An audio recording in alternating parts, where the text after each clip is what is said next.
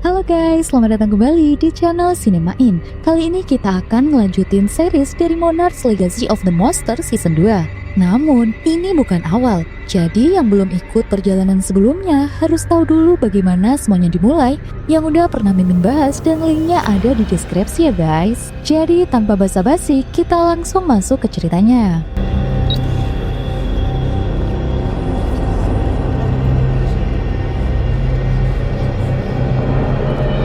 Cat dan timnya ternyata diselamatkan di Skull Island. Ya, tanah milik Kong. Tempat itu tidak pernah benar-benar tenang karena tiba-tiba inilah yang terjadi.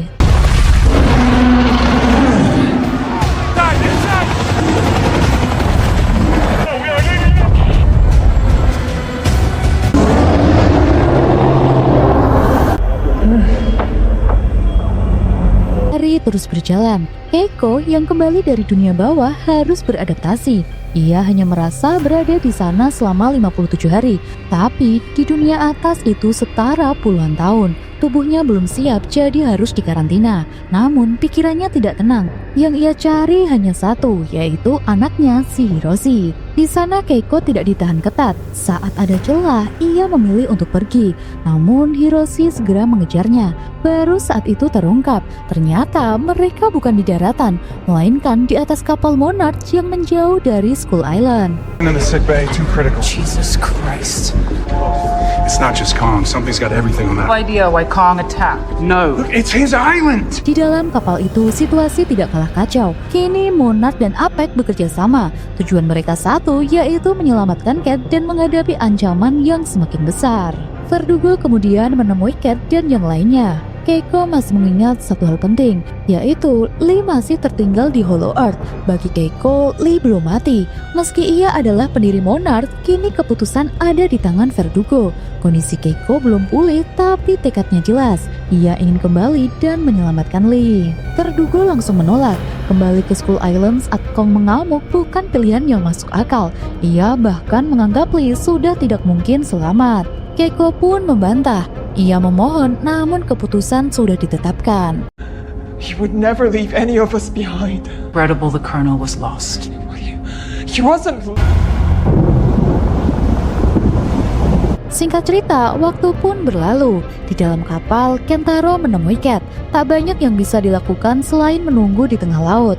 Kentaro tidak ikut jatuh ke Hollow Earth. Selama 2 tahun, ia dan Hiroshi mencari cara untuk menyelamatkan Cat. Namun, bagi Cat, satu hal masih mengganjal, yaitu Lee masih di sana. Padahal Lee pernah menyelamatkannya, bahkan membantu mereka menemukan Hiroshi. Di sini Kentaro mencoba realistis. Ia ingat kata Keiko, Lee jatuh dari ketinggian puluhan meter. Kemungkinan besar ia tidak selamat. Cat tetap tak peduli, ia tetap ingin kembali. Of having been access to money for so long. Tak lama, Cat menuju ruang perawatan Keiko.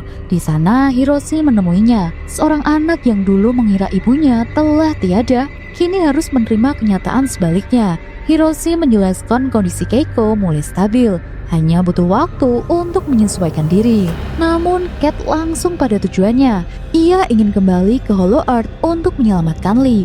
Hiroshi pun menolak. Operasi ke Skull Island sudah dihentikan karena itu terlalu berbahaya. Namun, Cat tetap tidak mundur. Ia bahkan mengingatkan, saat Godzilla mulai muncul di California, Hiroshi pernah menghilang selama setahun tanpa kabar. Jadi sekarang ia tak punya hak untuk melarang. Dan Hiroshi pun terdiam. Tiba-tiba keputusan berubah arah. Bukan lagi soal melarang, tapi ikut terlibat. Jika Cat tetap pergi, maka Hiroshi akan ikut membantunya. I approved the mission. I supervised it. Before I leave, I wanted to see how you're doing. No. Sementara itu, di sisi lain, Brenda menemui Korra, mantan programmer Apek. Ia ditawari kembali membantu misi hidup berdampingan dengan para Titan. Korra sempat ragu, lalu memilih tetap tinggal. Tak lama, Cat datang membawa tujuan lain, yaitu untuk menyelamatkan Lee. Akhirnya, Korra pun setuju. Rencana pun berjalan cepat. Di sini, Korra mengalihkan perhatian tim, sementara Cat, Kentaro, dan Hiroshi menyelinap menuju perahu kecil. Akhirnya, mereka berhasil keluar. I didn't think you'd make it.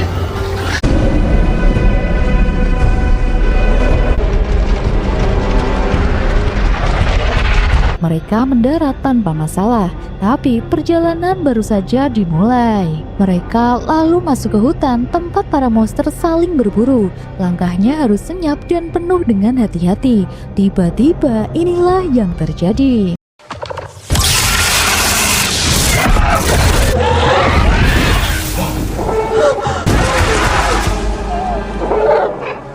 Seekor burung raksasa turun menghampiri mereka. Tubuhnya memancarkan listrik. Mereka pun membeku bersembunyi tanpa bergerak. Beruntungnya burung itu hanya memburu ulat raksasa lalu pergi begitu saja. Perjalanan akhirnya berlanjut. Tak lama mereka melihatnya. Ya, sang pemilik Skull Island yang tak lain adalah Kong. Sang raja pulau itu sedang tertidur. Bagi Kong mereka hanyalah makhluk kecil yang tak berarti. Namun tetap saja setiap langkah kini terasa seperti mempertaruhkan nyawa. Namun tiba-tiba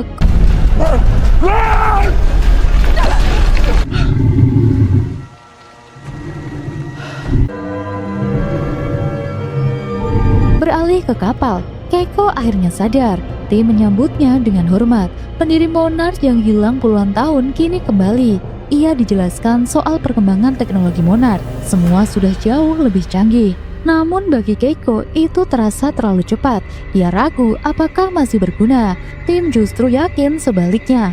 Meski hanya mengumpulkan data, tapi Keiko adalah kunci untuk memahaminya. Keiko pun mulai berpikir, jika data bisa melacak Kong, mereka bisa menghindarinya. Namun di sini, Keiko masih ingin menyelamatkan Lee.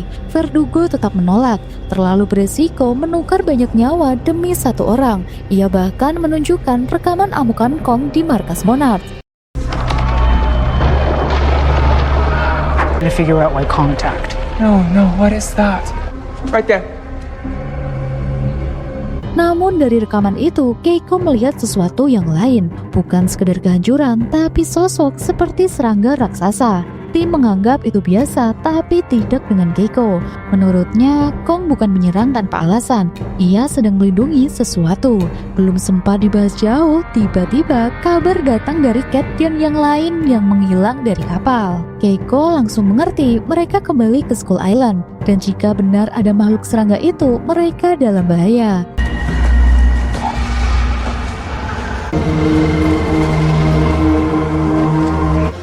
We know any safer here than we were out there. Sementara itu di Skull Island, Cat dan timnya tiba di markas Monarch yang telah hancur. Tempat itu sudah tidak aman karena tak ada lagi perlindungan. Mereka menemukan pot lama jalan keluar dari Hollow Earth. Namun alat pembuka portal kehabisan daya. Dan jalan satu-satunya yaitu menyalakan generator cadangan. Kentaro tahu lokasinya. Ia dan Korra langsung bergerak karena waktu terus berjalan. Di tengah misi itu, Cat dan Hiroshi sempat berbicara berdua. Cat menanyakan masa lalu tentang keluarga lain Hiroshi di Jepang. Hiroshi tak mengelak, semuanya terjadi tanpa rencana. Ia dan ibu Kentaro sama-sama bekerja di Monarch. Mereka pun cinlok dan menghasilkan Kentaro. Sementara di sisi lain, saat bersama ibu Cat, pekerjaannya masih rahasia dan semuanya jadi rumit. Berpindah ke Kentaro dan juga Korra, mereka menemukan generator cadangan dan berhasil menyalakannya. Namun tanpa perlindungan, ancaman langsung datang karena inilah yang terjadi.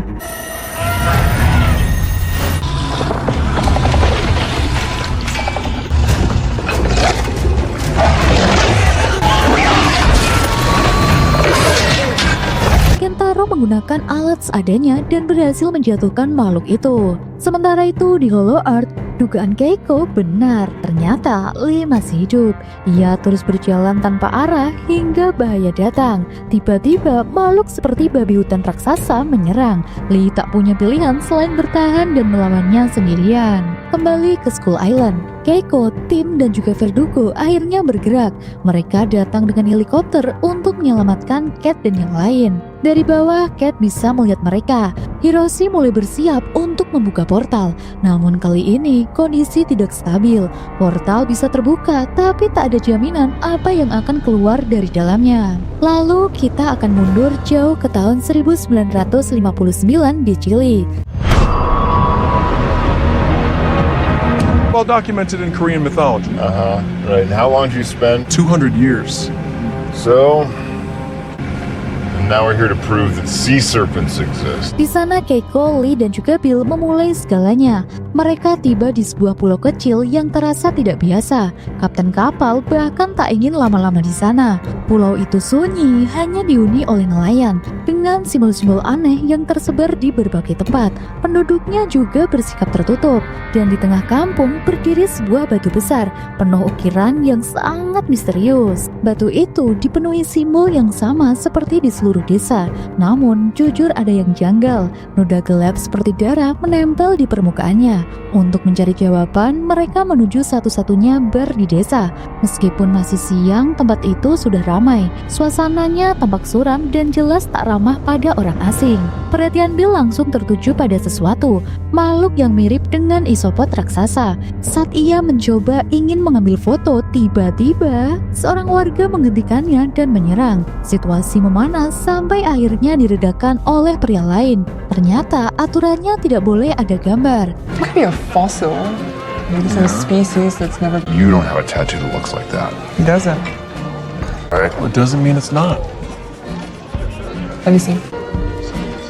I'm getting the feeling these guys don't really want us around. Malamnya mereka kembali.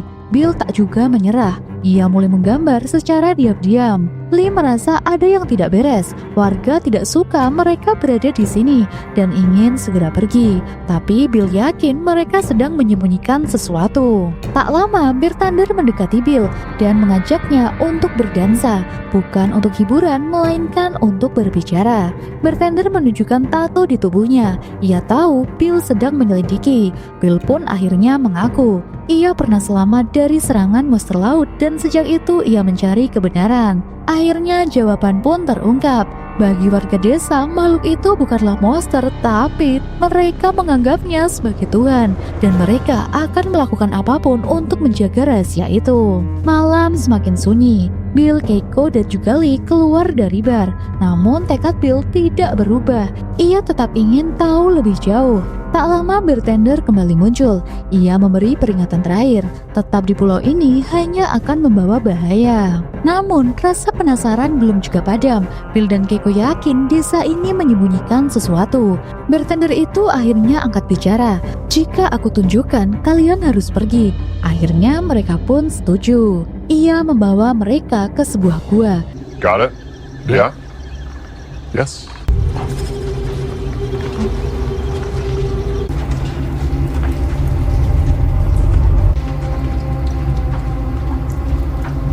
Di dalamnya, dinding-dinding dipenuhi fosil makhluk mirip isopod raksasa. Lalu terlihat lukisan kuno seperti makhluk bertentakel dan sosok yang mereka sembah.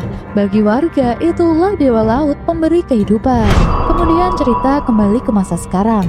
Verdugo melarang portal dibuka. Hiroshi pun setuju, Keiko juga menahan Cat. Namun Cat tetap bergerak, hingga tiba-tiba portal pun dibuka. Kong langsung terbangun dan arusnya menyedot apa saja di sekitarnya. Di Hollow Earth, Lee terselamatkan. Monster yang hendak menyerangnya berhenti. Ia sadar inilah jalan pulang. Namun saat ia sedang bersiap, ia melihat sesuatu. Dan inilah yang terjadi. Gunung tiba-tiba bergerak dan dari dalamnya muncul makhluk bertentakel sama seperti di lukisan. Lee pun masuk ke pot dan ikut tersedot portal.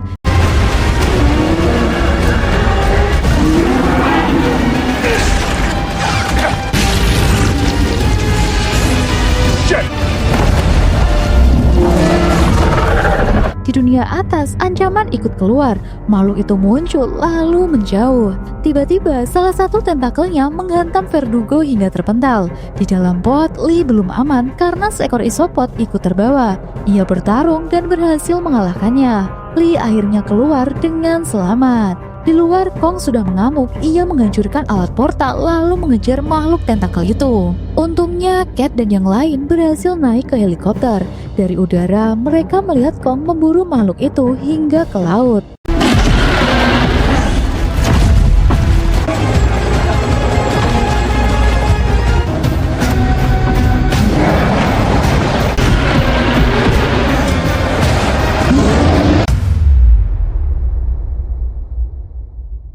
Singkat Singkat cerita, setelah Lee berhasil diselamatkan, mereka sudah berada di helikopter. Lee langsung bertanya pada Keiko apakah ia juga melihat makhluk yang lolos tadi. Ternyata ini bukan pertama kalinya mereka berhadapan dengan hal itu. Mereka pun kembali ke kapal Monarch. Namun tanpa disadari, satu makhluk kecil ikut terbawa. Seekor serangga menempel di helikopter dan kini lepas di dalam kapal. Di lautan, ancaman lain sedang bergerak. Sosok raksasa lebih besar dari paus berenang bebas. Di kapal, situasi tak kalah kacau. Verdugo telah tiada dan komando kini jatuh ke tangan tim. Masalahnya di sini, tim belum siap.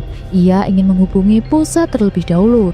Namun, badai memutus semua komunikasi. Yang artinya, hanya mereka yang tahu Titan itu telah lepas. Comms are down. The storm wall off the island has thrown out a wicked EM field. One knows about the Titan. What are your orders? Hang on a second. Is that it? Affirm. Almost at the edge of our range. Just hang on. Let's go, Monarch. You're giving it too much line. Lee segera datang dan langsung menekan. Mereka harus bergerak sekarang sebelum Titan itu menjauh. Tim di sini masih ragu karena kapal ini bukan untuk bertempur. Mengejar pun belum tentu berarti bisa menghentikan. Lee tetap tidak peduli jika dibiarkan Titan itu bisa menuju wilayah yang padat penduduk. Tapi tiba-tiba arah keputusan berubah. Bukan lagi menunggu perintah, tapi tim akhirnya mengikuti rencana Lee. Mereka akan mengejar Titan itu sebelum semuanya terlambat. Namun di tengah kapal, ancaman diam-diam menyebar. Serangga yang menyusup itu bergerak bebas masuk ke ruangan tanpa terdeteksi. And I will keep going over it until I find out what... Kentaro. Di sisi lain, Kentaro dan Hiroshi masih mencoba memahami keadaan. Hiroshi sangat gelisah karena mereka baru aja melepaskan Titan yang berbahaya. Kentaro menenangkannya karena tombol itu bukan Hiroshi yang menekannya.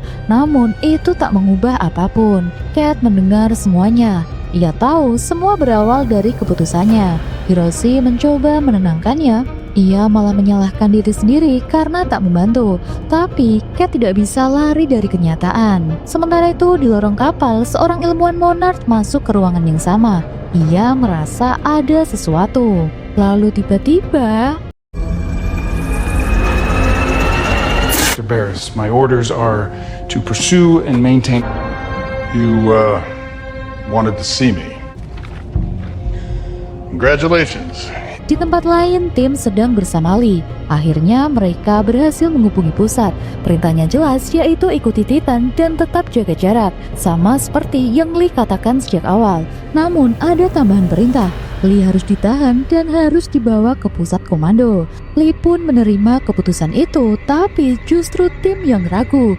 Untuk pertama kalinya, ia melawan perintah. Ia memilih percaya pada situasi di lapangan. Hey, talk to your mom.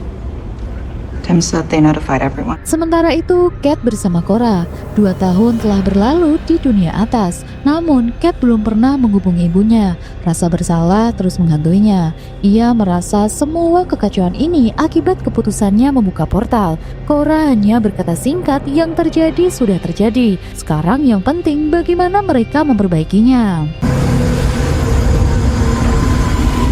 You taking over a base with force and danger. Di sisi lain kapal, Lee berbicara dengan Keiko. Di sini Keiko terheran tentang tuduhan bahwa Lee pernah membahayakan dunia. Itu tidak terdengar seperti Lee yang ia kenal. Lee pun hanya menjawab singkat, Monarch yang berubah bukan dirinya. Belum sempat ia melanjutkan, kabar buruk datang begitu saja. Titan mempercepat pergerakannya dan kapal mereka tak mampu lagi mengejarnya. Lee segera meminta tambahan tenaga, tapi resikonya jelas, yaitu bisa menyebabkan overheat.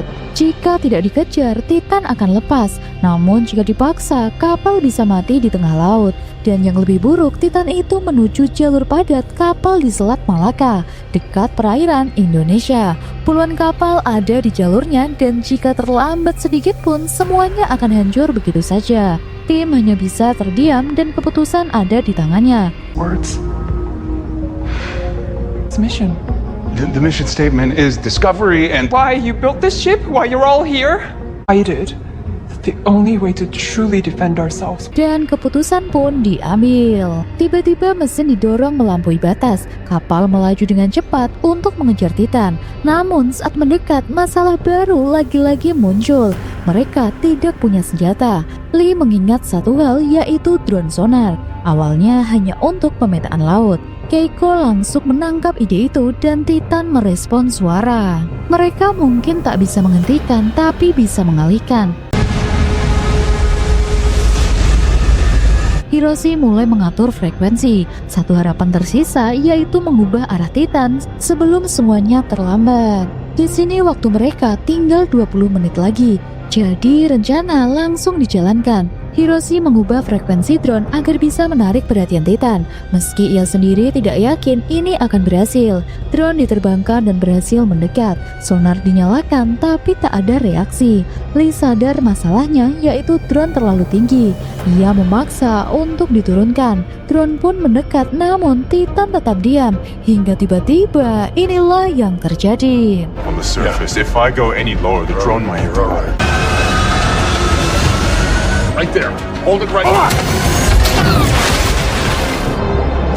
Tentakel raksasa menyambar dan menghancurkan seketika. Di dalam kapal, Cat mulai curiga saat mereka melihat noda darah di lorong. Ia menyusuri sumbernya dan menemukan makhluk serangga itu.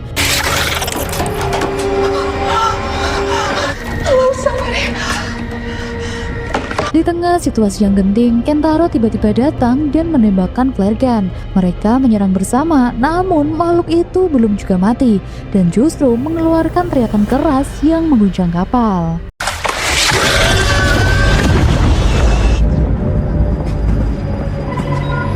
Di laut, Titan langsung merespon. Arahnya berubah, kini menuju kapal Monarch. Kentaro sadar Titan itu tertarik oleh makhluk yang ada di dalam kapal. Lee pun langsung mengambil keputusan. Kalau makhluk itu tidak segera dikeluarkan, kapal ini akan jadi target berikutnya.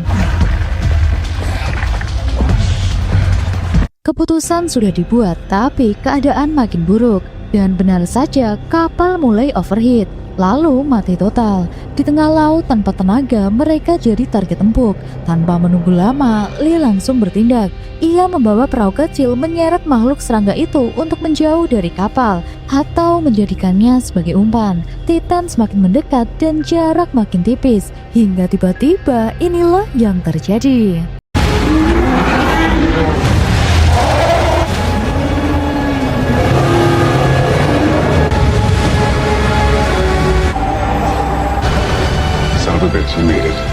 Lee melempar makhluk itu ke laut lalu memutar arah. Namun Lee berhasil keluar hidup-hidup dan rencananya berhasil. Titan berbalik menjauh dari kapal utama. Cerita lalu mundur ke tahun 1957. Meski sudah melihat kebenaran di gua, Bill tetap keras kepala. Ia kembali memeriksa gambar itu dan akhirnya sadar itu bukan sekedar lukisan, tapi itu adalah peta jalur migrasi makhluk tersebut. Di luar, Keiko dan Lee meneliti air laut yang anehnya sangat kaya. Atau kata lain, penuh kehidupan. Keiko meyakini ada penjelasan ilmiah di baliknya. Saat Bill datang, ia justru ingin pergi. Menurutnya, makhluk itu tidak ada di sini karena ia sedang bermigrasi dan peta itu bisa menunjukkan kemana harus mencari. Di sini, Keiko menolak.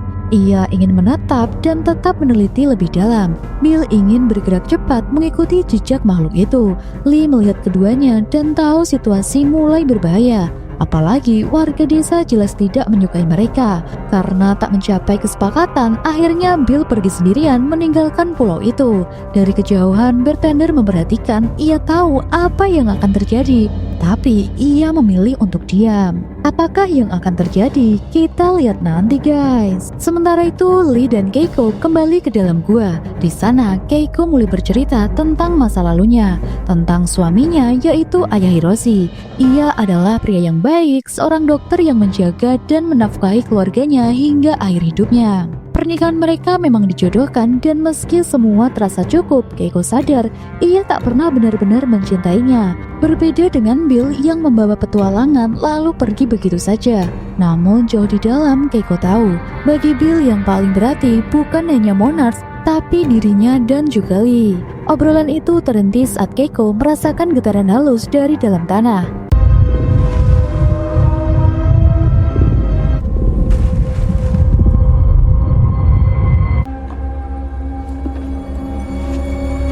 Lee tidak merasakannya dan mereka segera keluar. Dan ternyata disambut oleh bartender bersama seorang pria desa. Keiko mencoba meminta maaf, tapi mereka justru menjelaskan tempat itu ternyata disakralkan oleh warga sana. Kehadiran orang asing ditakutkan bisa mengganggu keseimbangan laut. Namun anehnya, mereka justru diundang menghadiri festival malam itu. Hope so. Yeah. We had to appease al gran dios del mar. Please, have a seat. Singkat cerita, malam pun tiba. Desa berubah ramai, semua orang berkumpul memakai kostum dan riasan yang aneh. Sekilas terlihat seperti pesta biasa. Namun Lee dan Keiko hanya mengamati, minum, dan mencoba memahami. Tapi perlahan suasana terasa berbeda. Keiko ikut menari, Lee ikut terseret, kepalanya mulai pusing seolah ada sesuatu dalam minuman itu. Di tengah keramaian, mereka saling berhadapan, dan tanpa sengaja, Keiko terdorong dan mereka berciuman. Di atas langit, bulan berubah merah. Di tengah desa, seekor ikan besar digantung. Lalu tiba-tiba seorang pria datang menyayatnya. Darah mengalir ke batu di tengah desa, lalu dioleskan ke dahi bartender itu. Saat itu Lee sadar ini bukan sekedar festival. Mungkin ini tuh kayak semacam ritual sekte gitu gak sih? Tapi kita lihat nanti aja guys, karena di sini Mimin juga belum tahu. Setelah festival berakhir, desa kembali sunyi seolah tidak terjadi apa-apa. Keiko langsung mendekati bartender untuk menuntut jawaban. Namun jawabannya sangat singkat. Bartender itu hanya mengatakan ia sudah memperingatkan sejak awal. Sebenarnya apa yang mereka lihat harus tetap menjadi rahasia. Belum sempat lanjut, Keiko coba merasakan getaran dari dalam tanah. Kali ini getarannya lebih kuat. Dan inilah yang terjadi.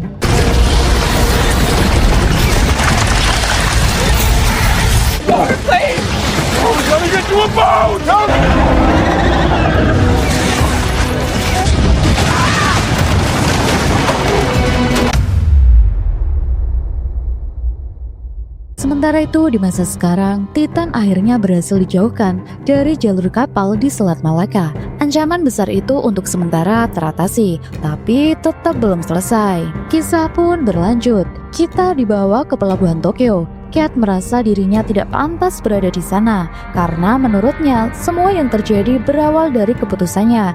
Ia ingin pulang ke Amerika menemui ibunya dan meninggalkan semua ini. Cora mencoba menahannya, bilang kalau Cat masih punya peran, tapi Cat tidak melihat itu. Sementara itu di kapal, Tim dan Lee mengadakan rapat. Mesin kapal mati total, jadi mereka tak bisa bergerak. Dan di saat yang sama, Titan baru aja lepas ke laut. Ancaman besar bisa muncul kapan aja. Tim ingin menutupi kebenaran Titan itu agar tidak memicu kepanikan. Masalahnya, menyembunyikan makhluk sebesar itu hampir mustahil. Nah, disinilah Keiko dan juga Hiroshi menemukan sebuah celah. Mereka sadar Titan merespon suara dari makhluk kecil. Jika frekuensinya bisa ditiru, maka Titan bisa dipancing menjauh dari pemukiman. Masalahnya, alat utama sudah dihancurkan oleh Kong di Skull Island. Tapi Hiroshi masih punya prototipe di bengkelnya di Tokyo. Rencana langsung berubah arah. Target mereka sekarang adalah mengambil prototipe itu. Namun, situasi makin rumit. Tim dipanggil ke command center dan di sana sudah ada Jason. Bukan dari Monarch, tapi dari APEC. Ia datang untuk mengambil alih operasi ini. Tim di sana tidak terima, tapi keputusan itu ternyata sudah disetujui pimpinan Monarch. APEC bahkan membawa sistem baru untuk melacak Titan. Sekarang, Tim bukan lagi sang pemegang kendali. I'm going to call Director Barris. This is not. Since you lost trail of the Titan, my team's been grounded. Operation was a Leland Shaw. Sir.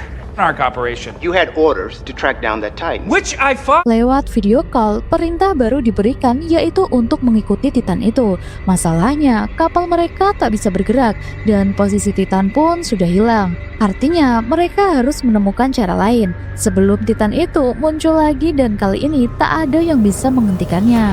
Nah, di sini pimpinan Monarch akhirnya menjelaskan APEC punya teknologi yang lebih canggih untuk melacak Titan. Tujuannya juga jelas, yaitu untuk menutupi keberadaan Titan dari dunia. Tapi untuk itu mereka harus tahu dulu Titan itu ada di mana. Masalahnya di kapal sekarang tim tak bisa berbuat banyak karena mesin mati dan arah Titan sudah hilang.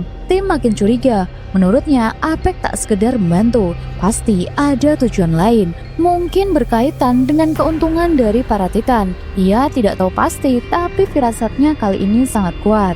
Akhirnya ia mengambil langkah sendiri. Hiroshi dan yang lain harus pergi ke Tokyo untuk mengambil prototipe alat frekuensi miliknya.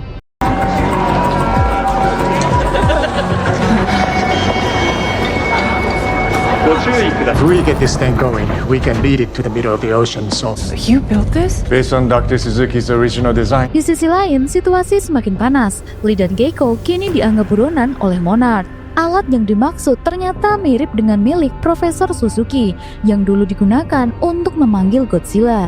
Bedanya versi Hiroshi lebih kecil tapi lebih kuat, namun belum bisa langsung dipakai karena frekuensinya harus disesuaikan terlebih dulu. Monarch on our tail and a Titan on the land, so how can we help move?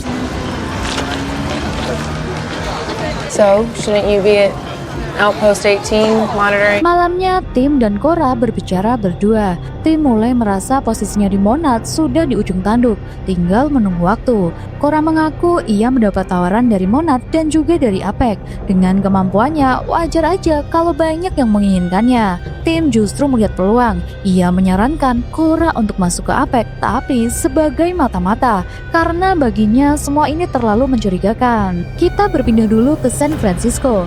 Cat akhirnya pulang. Bagi dirinya hanya beberapa hari berlalu, tapi bagi ibunya itu 2 tahun penuh kehilangan. Pertemuan itu sangat hangat sekaligus asing. Kini ibunya sudah punya kehidupan baru. Ibunya tahu Cat pernah hilang ke Axis Mundi, tapi belum tahu semuanya.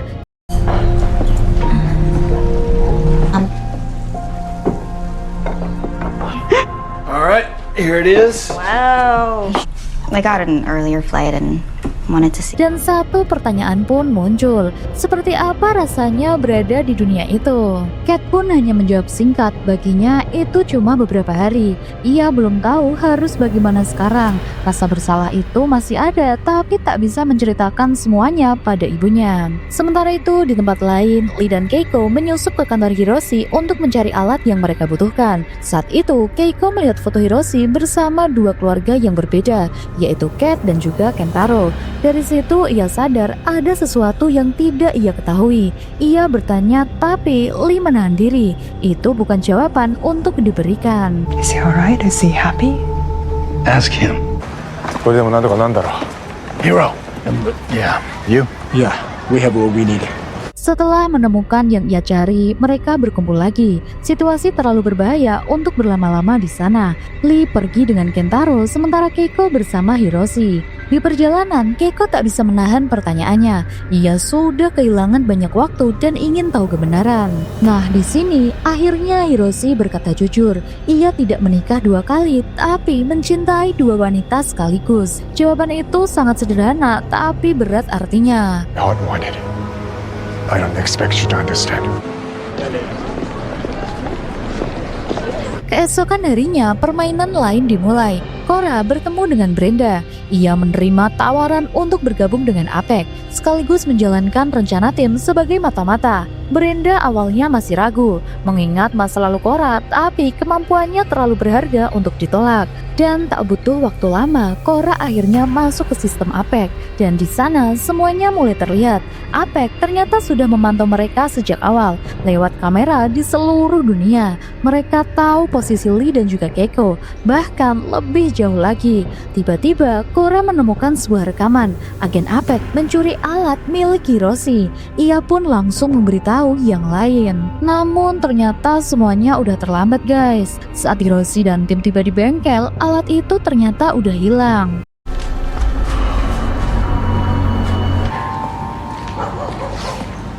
Hiroshi, It took me 6 years to build that one. We'll It will cost. go back to Monarch.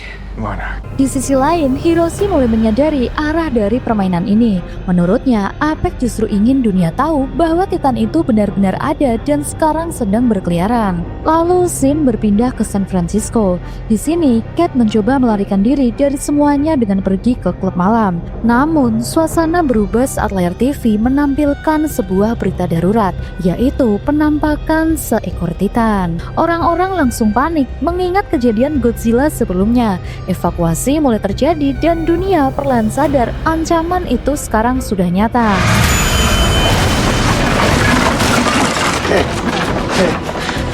You alright?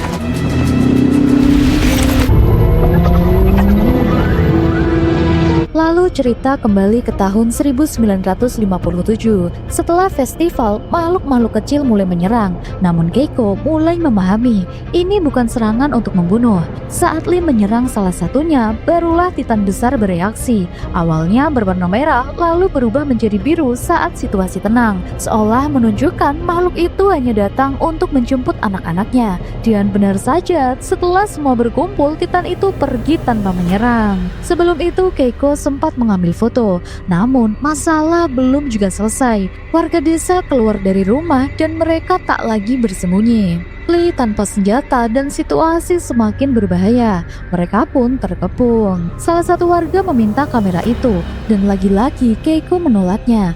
Bartender ikut berbicara meminta hal yang sama. Namun Keiko tahu menyerahkan kamera bukan berarti mereka akan selamat juga. Dan saat itu pilihan mereka tinggal satu, yaitu bertahan atau kehilangan segalanya. Por favor, esto no se va a poder.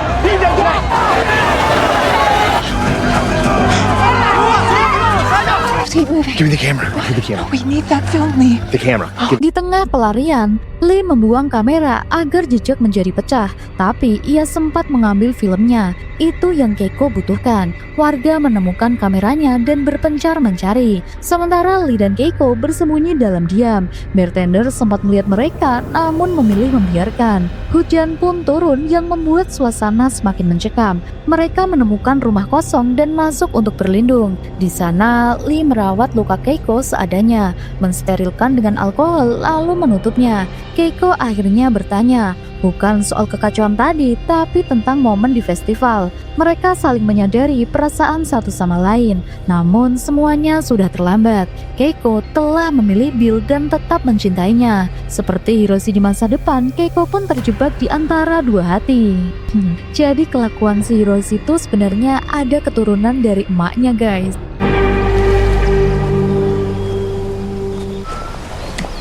Lee. Singkat waktu, pagi pun tiba. Bill kembali. Ia datang dengan perahu karena merasa bersalah telah meninggalkan mereka. Keiko pun langsung memeluknya seolah tak terjadi apa-apa. Singkat cerita, mereka kembali ke Amerika. Lee sendiri sementara Keiko bersama Bill. Suatu hari, Lee meminta surat dari Keiko. Isinya sederhana tapi sangat berat. Keiko mengakui ia mencintai Lee, namun ia juga mencintai Bill. Tapi ia tetap memilih untuk bersama Bill. Yang ia minta hanya satu, apa yang terjadi di pulau itu biarlah jadi rahasia. Waktu berjalan 5 tahun, yaitu pada tahun 1962. Hiroshi tinggal bersama Bill setelah Keiko hilang ke Axis Mundi. Saat itu, Hiroshi tanpa sengaja menemukan surat yang dulu dikirim Keiko untuk Lee. Di sana, kebenaran mulai terlihat dan Bill tahu semuanya. Mungkin itulah alasan kenapa Hiroshi akhirnya dikirim kembali ke Jepang.